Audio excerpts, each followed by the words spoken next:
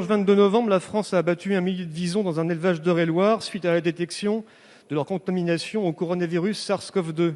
Si l'éleveur et sa famille sont heureusement indemnes de la maladie, une population animale susceptible d'amplifier et de propager un virus qui touche l'homme est un phénomène très préoccupant. Sur les 4 élevages français, un deuxième a été testé négatif. Il reste donc à ce jour 2 élevages dont la situation sanitaire est en cours d'évaluation, un élevage dans la Meuse et un élevage dans l'Orne.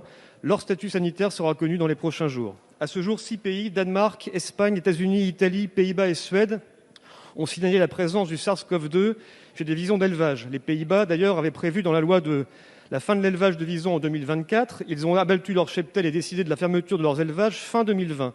Le 4 novembre 2020, le Danemark, premier producteur mondial de fourrure avec plus de 1200 élevages, a débuté l'abattage de 17 millions d'animaux après avoir détecté un variant du virus pouvant compromettre l'efficacité d'un futur vaccin humain. Madame la ministre, le 29 septembre 2020, vous avez annoncé une fermeture progressive des élevages de visons sous 5 ans.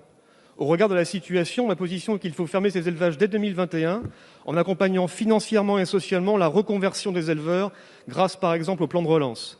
La période est idéale pour mettre un terme définitif à ces élevages avant que ne débute un nouveau cycle de reproduction des animaux, les visons étant abattus pour être prélevés de leur fourrure tous les ans en novembre et en décembre.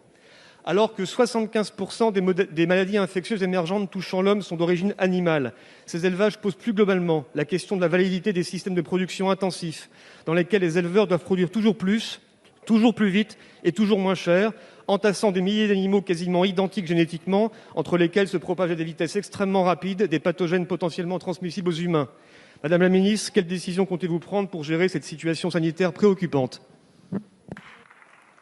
Merci. La parole est à Madame Barbara Pompili, ministre de la Transition écologique. Merci. Monsieur le Président, Mesdames et Messieurs les députés, Monsieur le député cher Luc d'Ambreval, depuis le mois de mai, effectivement, des dispositifs spécifiques de surveillance de la Covid-19 ont mis en place dans l'ensemble des élevages de visons. Et à la suite de l'alerte des autorités sanitaires néerlandaises en avril dernier, qui avait détecté une variante du virus de la Covid dans certains élevages, des analyses plus poussées ont été conduites par l'ANSES à la mi-novembre. Et dans ce cadre, nous avons effectivement détecté dans un élevage de visons d'Amérique situé en Eure-et-Loir des animaux contaminés par la Covid-19. Évidemment, immédiatement et pour ne prendre aucun risque, nous avons ordonné l'abattage de 1000 animaux de l'élevage et l'élimination des produits issus de ces animaux. Les éleveurs concernés ont été testés négatifs au virus, mais font évidemment l'objet d'une surveillance médicale renforcée. Des analyses en cours détermineront si d'autres animaux ont été contaminés par le virus ou son variant. À l'heure actuelle, nous savons qu'un des 3 autres élevages ne présente pas de contamination. Nous attendons les résultats pour les autres.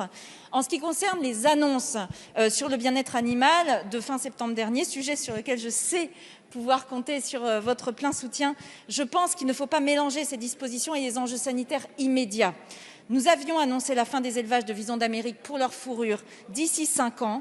On mène actuellement une concertation avec la filière pour mettre fin progressivement à cette activité tout en travaillant à la reconversion professionnelle des éleveurs.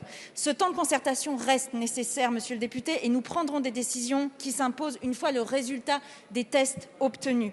Vous le voyez, nous sommes mobilisés pour répondre à l'urgence sanitaire, mais aussi pour mettre en œuvre les mesures qui concernent le bien-être animal. Nous essayons de concilier les deux et je sais que je peux compter sur votre soutien. Merci. Merci, Madame la Ministre.